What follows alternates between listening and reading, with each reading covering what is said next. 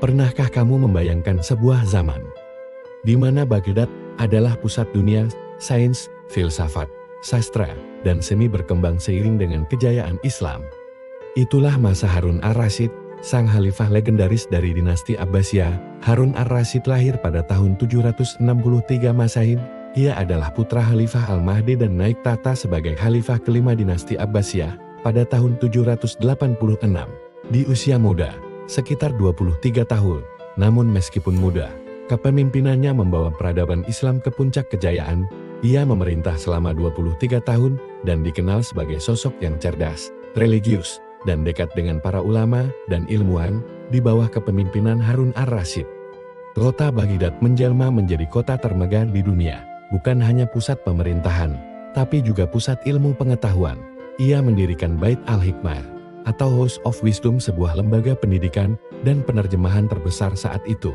Disinilah karya-karya ilmuwan Yunani, Persia, dan India diterjemahkan ke dalam bahasa Arab. Ilmuwan seperti Al-Kindi, Al-Khawarizmi, dan banyak lainnya mendapatkan tempat dan dukungan dari khalifah.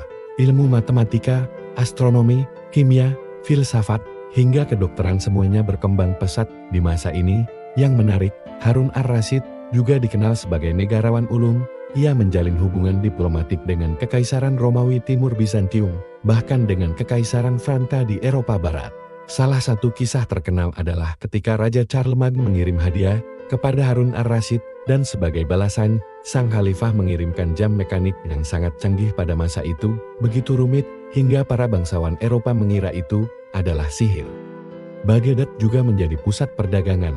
Barang-barang dari Tiongkok, India, Afrika, dan Eropa semuanya masuk dan keluar dari kota ini.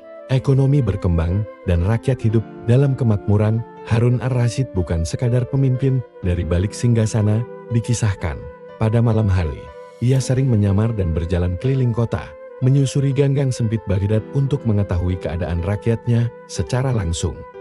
Dia ingin memastikan keadilan dan kesejahteraan benar-benar dirasakan rakyat kecil. Ia dikenal adil dan cepat dalam mengambil keputusan yang bijaksana dalam menyelesaikan konflik. Harun ar-Rasyid wafat pada tahun 809 Masehi saat sedang memimpin pasukan Khurasan, namun warisannya tak hilang begitu saja.